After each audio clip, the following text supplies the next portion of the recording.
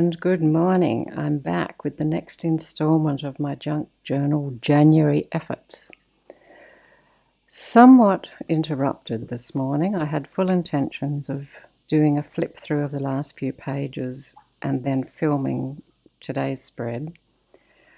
We've been very busy settling Q and her cat in, trying to renovate a room for all of her stuff, which arrives next week. So I'm a bit behind. And then this morning, while she was putting some things away, she fell off a ladder and we ended up in the emergency department. So I'm here. It'll just be a quick flip, as now I'm way behind everything. Okay, on to day 13 was garden. Okay, and still in the spirit of using up the what's on the desk, what's scraps. We've been, the room we're renovating used to be my dad's study, and it's full of a lifetime of his science papers and slides, and we came across these beautiful, proper old glassine,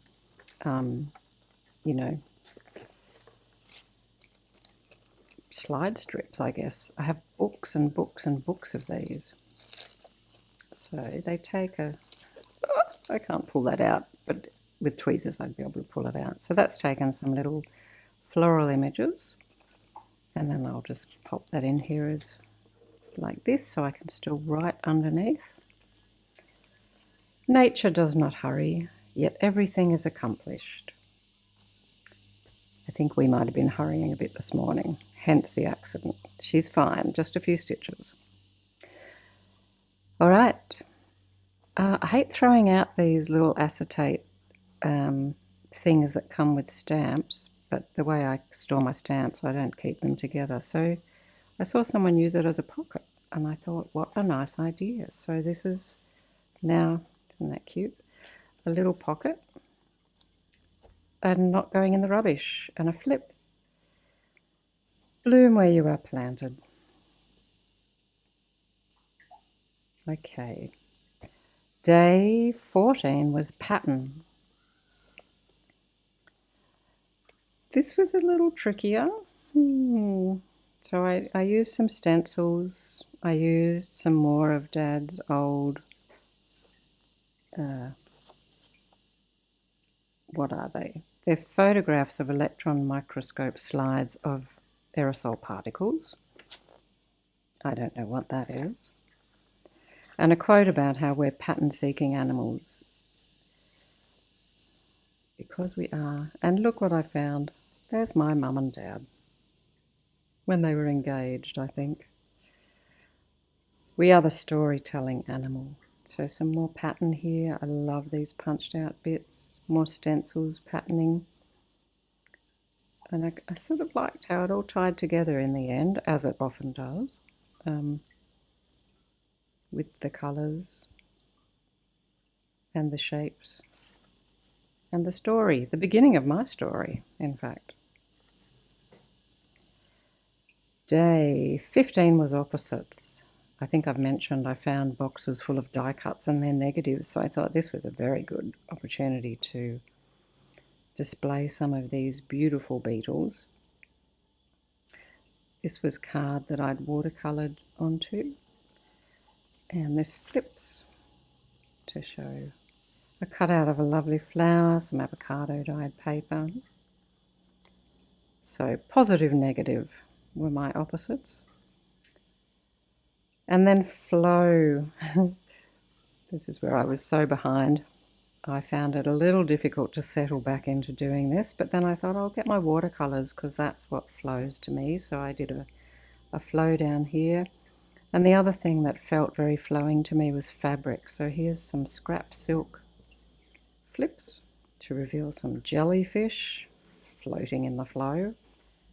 And then just because it was on the same sheet, a mermaid sitting by the flow. So in the end, I was pretty happy with this actually. I've not tried this before, but I like the curtain effect and using up these, silly little pieces that what are you going to do with them? except hoard them, right? Then whimsical. Look how lucky I was. This was the center of this signature with its colouring in book page. So I reverted to childhood. I had a very happy half hour just colouring in. I used some transfers of some ants being chased by various dinosaurs. And then we have another sort of dinosaur up here, but on this side a caterpillar and a bird. That all felt pretty whimsical and fun. It made me laugh. And then this morning, borders. This is what I was about to work on when Q came up saying, I think I need stitches. Here we go. Some torn paper. This has been oxided, and it's just the offcut of a strip, which I didn't want to throw out because I love the stuff on it. So now it's made a border for whatever goes inside. And here's another strip. This has little mushrooms on it, and I used what I tore off here that was too long to edge the bottom of that because it was just a plain white strip. I used a border punch, not very well, but I used a border punch that I bought, and I don't think I've used it more than once or twice. I really like this. And then, because I made this a tuck, I realized that on my prompt list page, here's another way of getting borders.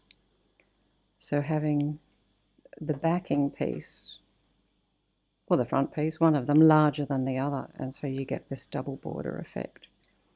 And it works equally well either way round. So that can tuck in there. And perhaps tomorrow will be calmer. Q has to pretty much sit around doing nothing now for 2 weeks until the stitches come out. So it will be calmer in this house, and the cat will be getting a lot more attention than usual. Okay, see you for the next installment. I'll try not to get so behind again because, you know, once you get behind, it's kind of daunting to try and catch up. And look at this. It's getting quite hard to work on the left-hand page. I'm only at the beginning of the second signature. I love how journals get fat. All right, have a great day, and I'll see you next time. Bye.